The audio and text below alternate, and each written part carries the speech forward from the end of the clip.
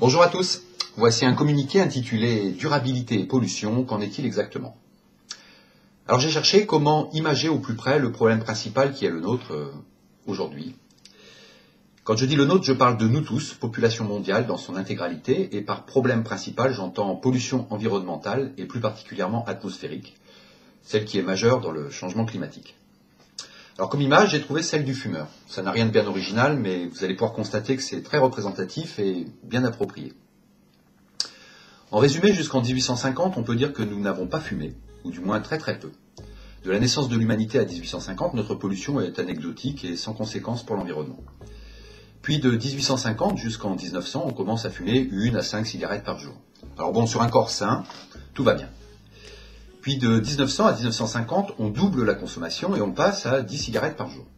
De 1950 à 2002, on double à nouveau en passant à 20 cigarettes jour. Et depuis 2002, c'est encore pire, on peut estimer être arrivé à 25 cigarettes jour. Donc là, ça devient carrément et clairement dramatique. Alors dès les années 1950, il s'est trouvé des individus pour actionner des alarmes. Genre, attention, ça devient dangereux pour la santé, on a les poumons encrassés, etc., etc. Mais ce n'étaient pas des personnes connues ou reconnues, ou dont les recherches, le travail étaient marginalisés. Et donc ce type d'info n'a pas été relayé, et il est même difficile d'en trouver des traces écrites. Alors durant ces années, le Fordisme, c'est-à-dire le système économique dans lequel nous vivons encore actuellement, bat son plein. C'est l'après-guerre, on est en pleine boucle production-consommation, consommation-production, et ça monte, ça monte, ça monte. C'est l'époque des 30 Glorieuses, avec ce début de consumérisme qui mènera vers hyperproduction, hyperconsommation, sans souci des conséquences. On se croit dans un monde infini en termes de ressources, où les conséquences, appelées désagréments, se régleront soit par eux-mêmes, soit par le progrès technique et les savoirs. Plus tard, un jour futur. L'homme se vit comme en dehors des contraintes naturelles. La nature est faite pour être domestiquée, et cette domestication ne souffre d'aucune limite. Insouciance complète, époque où les économistes sont les bienfaiteurs absolus, les prophètes de tous les bonheurs. Alors les premières questions et problèmes liés à la couche d'ozone n'apparaîtront que vers les années 70, où on va parler de trous dans l'ozone. Et plus particulièrement en 72, avec la sortie du rapport Meadows, commandé par le Club de Rome, et qui a pour nom français « Halte à la croissance ?» Alors, un des constats de ce rapport est que, premièrement, on a les poumons bien encrassés, et deuxièmement, si on continue sur cette voie, c'est le cancer assuré vers les années 2000. Et qui dit cancer dit irréversibilité, à moins d'une thérapie choc. Donc changeons radicalement notre hygiène de vie, si on ne veut pas le faire dans la douleur, voire même, si on attend de trop, peut-être que la thérapie ne servira à rien à cause des boucles de rétroaction, essentiellement. Alors une boucle de rétroaction, ça peut s'expliquer par, ce n'est pas parce que l'on arrête de fumer, une fois le cancer déclenché, que celui-ci va disparaître. Autrement dit, les dégâts continuent même lorsque l'on a stoppé le processus qui a enclenché le dégât premier.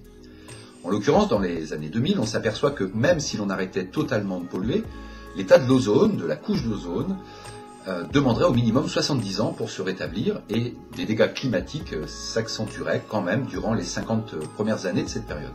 Autrement dit, plus on continuera de polluer et plus le délai sera long et les conséquences du changement destructrices. Montée des eaux, acidité des océans, canicules, inondations, enfin bref. Aujourd'hui, on voit très bien de quoi tout cela retourne. Alors évidemment, la grande majorité des économistes de renom dans les années 60-70 ne l'entendent pas du tout de cette oreille. Donc le premier modèle de développement durable sur le dilemme croissance-environnement, on le doit à deux économistes, Dasgupta et Hill, en 1974. Alors l'objectif, c'est de trouver les conditions qui vont permettre de maintenir un niveau constant et strictement positif de la consommation par tête, afin de continuer la croissance économique malgré les limites. Alors cet essai s'appelle Economic Theory and Exhaustible Resources. Alors bon, mon anglais est toujours aussi déplorable, mais c'est écrit à l'écran. Du coup, en 1977, l'ONU va commander un rapport officiel pour invalider le rapport Meadows, demandé par le Club de Rome. Ce sera le rapport de l'économiste Vassili Leontiev, qui se fera fort d'invalider le rapport Meadows en annonçant qu'il manque des variables. Donc ce rapport à lui s'appelle The Future of the World Economy. C'est Oxford University Press à New York en 1977 qui l'a fait paraître. Donc les conclusions sont moins catastrophiques car il estime que nous avons le temps de nous adapter. Donc les conclusions du rapport Meadows sont rejetées intégralement et l'horizon des problématiques est reporté à la fin du XXIe siècle. Alors d'autres rapports suivront, tels que la courbe environnementale de Kuznets en 1990, où on nous explique qu'avec un gros revenu par tête pour tous, on peut limiter les dégâts environnementaux, et que la technique et les savoirs viendront à bout de tous nos soucis, puisque nous entrons dans l'ère de l'immatériel, et que la valeur des choses est sur le progrès de l'idée et non dans la consommation de ressources premières. Plus récemment, une nouvelle recette est trouvée, la réforme de la fiscalité, initiée par Pope en 2002, où il est dit que la fiscalité optimale serait de taxer les activités générant des externalités négatives, c'est-à-dire des pollutions, et de reverser cet argent dans la création d'emplois visant la durabilité et les projets novateurs s'inscrivant à l'intérieur de cette durabilité. Ce que vont faire d'ailleurs les pays scandinaves. Donc cette taxe incitera à développer des alternatives moins polluantes. Entre autres, on voit apparaître la taxe carbone, développée par Grimaud, Aguillon, Schubert et Ali entre 2011 et 2014, et dont certaines perturbations sont encore aujourd'hui à l'ordre du jour en France. Bref, 40 ans après le rapport Meadows, en 2012, on se rend compte que non seulement la projection de ce rapport est exacte et se vérifie, voire est légèrement en dessous du réel, mais en plus on peut prendre conscience que les différents sommets pour la Terre, qui ont lieu tous les 10 ans, donc 72, 82, 92, 2002 et 2012, et les relais locaux, tels que les 2 Grenelles de l'environnement par exemple pour la France, se fixent comme objectif de réduire les gaz à effet de serre de 20% d'ici 2020. Et ce, juste en ce qui concerne les transports, qui eux-mêmes ne représentent que 25% des émissions totales de gaz à effet de serre.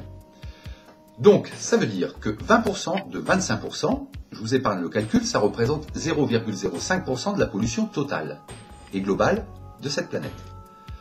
Sachant que la France joue le jeu du combat contre le réchauffement climatique, et que ça n'est pas forcément le cas de tous les pays industrialisés, et que pour exemple les pays dits en voie de développement, qui ne sont pas concernés eux par les obligations entre guillemets des sommets de la Terre, représentent 50% des émissions de gaz à effet de serre mondiaux. Donc là la source c'est Pascal Dacosta, qui est enseignant-chercheur à l'École centrale de Paris. Il fait mention de cet état dans ses cours sur le développement durable. Donc autant dire que 50% de la planète qui ne fait rien, parce qu'elle n'en a pas vraiment les moyens, plus 50% qui ne se bouge pas particulièrement, et quand il se bouge, c'est à hauteur de 0,05% de la problématique, autant dire qu'on est mal. On est même très mal. Alors pourquoi ? Parce qu'officiellement, on se dit qu'il suffit de passer de 25 cigarettes par jour à 23 à 75, soit un 25 en moins, c'est-à-dire les 20% des 25%, pour que le cancer déclaré ne se propage pas plus. Et parallèlement à cet état de fait, on soigne ce cancer par une thérapie que je vais nommer les énergies renouvelables, qui par définition sont à peu près propres. Je dis à peu près car rien n'est propre à 100%. Et dans les énergies renouvelables, n'oublions pas qu'il y a entre autres le nucléaire, et on a vu la propreté ces derniers temps avec des dégâts tels que Fukushima ou encore Tchernobyl, etc., etc. Et même au niveau des panneaux, des panneaux solaires, on sait que les renouvellements se font assez régulièrement, c'est de l'ordre de 10 à 12 ans, avec des déchets également. On sait que le transport des pales éoliennes, c'est une grosse problématique, etc., etc. Donc tout ça pour dire que ces énergies renouvelables, au niveau mondial, puisque le problème est mondial, on ne peut pas le réfléchir d'un point de vue plus restrictif, donc ça ne représente que 21% de l'utilisation énergétique globale. Ça revient à dire qu'on se dit qu'à partir du moment où l'on sait que nous avons le cancer dû au tabac, on va passer de 25 cigarettes jour à 23 quarts, et que ça va aller bien mieux, puisque parallèlement, nous allons nous soigner à hauteur de 21% de la thérapie prévue. Je pense que si vous demandez à n'importe quel médecin ce qu'il pense de ce choix, il va vous prendre au mieux pour un débile suicidaire. Et bien voilà où nous en sommes avec nos politiciens, économistes et autres grands penseurs du renouvelable. Quant à la décroissance, je ne vais en parler que très peu, tant qu'il revient à dire « puisque j'ai le cancer, j'arrête de fumer et je vais faire du sport, mais je ne suis aucune thérapie car le retour à la Terre plus la vie saine, c'est égal à tout rentrera dans l'ordre ». Donc les décroissants rejetant l'apport de quasi toutes les technologies dans les solutions et prônant un retour à la Terre sans prendre la mesure de l'importance des boucles de rétroaction et de leurs conséquences. Donc j'en veux pour preuve, je n'invente rien, le livre La prospérité sans croissance de Tim Jackson, paru en 2009. Donc en conclusion, deux pensées sont actuellement en opposition. Comme toujours, c'est une dualité du ça contre ça. Sans pensée réellement novatrice, puisque d'un côté nous avons les durables, persuadés que nous allons guérir grâce à la magie de l'économie financière et à sa croissance, qui reste l'incontournable et l'intouchable pilier du monde dit civilisé.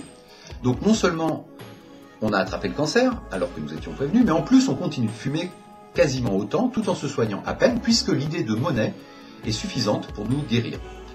Et de l'autre côté, nous avons les partisans de la décroissance qui, eux, pensent qu'il suffit d'arrêter de fumer, le retour à la terre, et d'avoir une vie saine. Donc, pas ou peu de thérapie pour guérir ce cancer. Pas besoin, si on arrête maintenant, il n'y aura pas de boucle de rétroaction et le tour sera joué. Il n'y aura pas de conséquences. Alors par contre, si l'on se fie au rapport Meadows, qui depuis 40 ans s'avère exact, on peut dire qu'il va être très compliqué, pour nombre d'entre nous, de passer la barre dès 2030, c'est-à-dire dans 16 ans.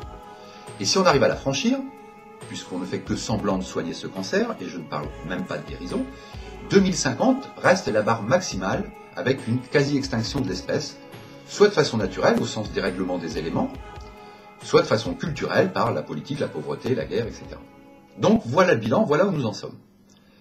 Alors je pense qu'avec cette prise de conscience due à ces infos, on comprend qu'il faut que l'on change rapidement et radicalement de paradigme. Donc on se refait de suite une santé en stoppant de fumer au moins à 90% et en appliquant les thérapies adéquates, soit c'est la disparition quasi assurée. De plus, cette guérison peut se faire de façon joyeuse, dynamique et motivante dans le partage et la bonne humeur, en espérant qu'il ne soit pas déjà trop tard pour la majorité d'entre nous.